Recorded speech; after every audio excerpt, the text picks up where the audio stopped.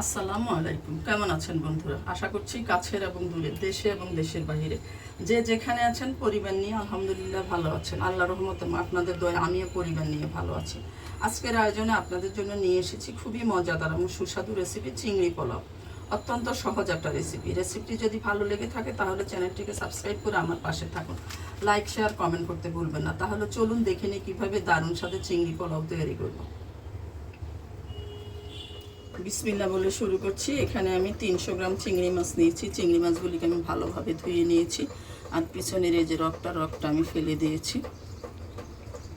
চুলা একটা প্যান বসিয়ে দিয়েছিলাম, পরিমাণ মতো তেল দিয়ে, তেলটা গরম হয়ে গিয়েছে। দিয়ে দিচ্ছি আমি 1/2 কাপ পেঁয়াজ কুচি।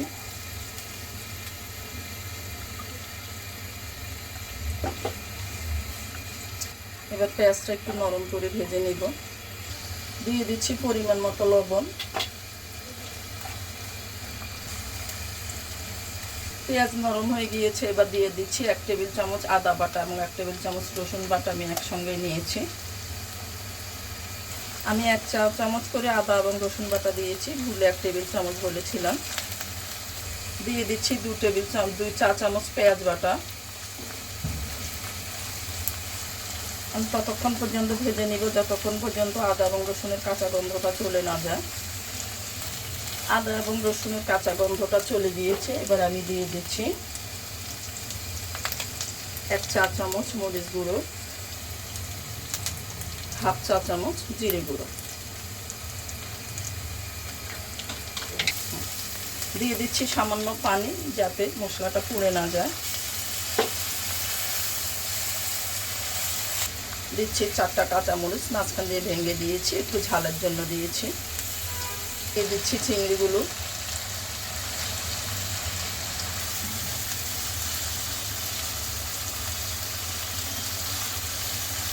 একটু পানি দিয়ে দিচ্ছি।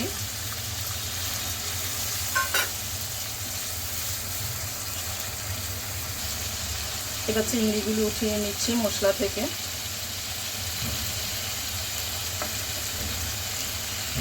মশলাতে দিয়ে দিচ্ছি পানি ঝরানো পোলাও চাল। এখানে 1 কাপ পোলাও চাল আছে। আমি আজকে চিনি গুঁড়া চালটা নিয়েছি, আপনারা ইচ্ছা করলে বাসমতি বা কালো জিরা চালটা দিয়েও করতে পারেন। কিশমিশ,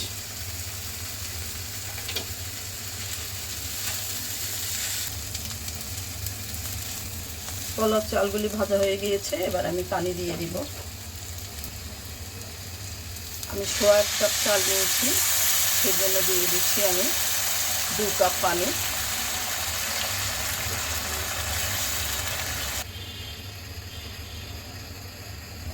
দিয়ে দিচ্ছি 2 টেবিল চামচ গুঁড়ো দুধ। আপনার ইচ্ছা করলে এখানে লিকুইড দুধটাও দিতে পারেন। 2 কাপ পানির জায়গায় 1 কাপ পানি দিবেন আর 1 কাপ দুধ দিবেন।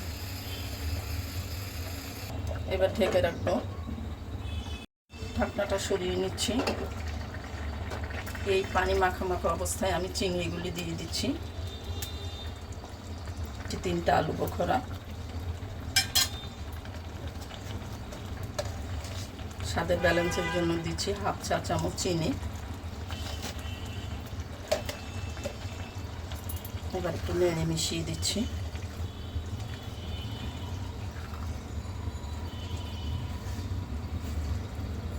এবার লো হিটে ঢেকে রাখবো আমি 20 মিনিট। 20 মিনিট পর ফিরে আসলাম। এবার চালগুলো আমি উপর নিচ করে দিচ্ছি।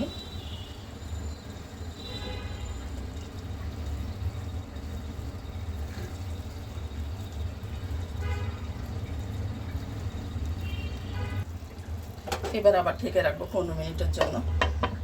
15 মিনিট পর ফিরে আসলাম, ঢাকনাটা সরিয়ে নিচ্ছি।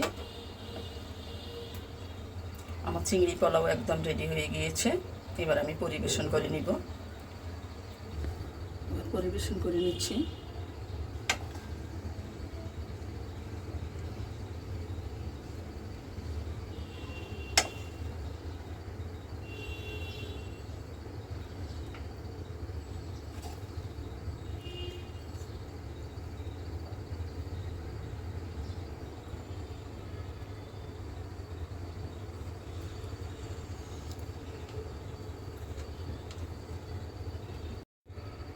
দেখেন কতটা ঝরঝরে হয়েছে। দেখতে যতটা ঝরঝরে হয়েছে এটা খেতেও ততটা মজাদার হয়।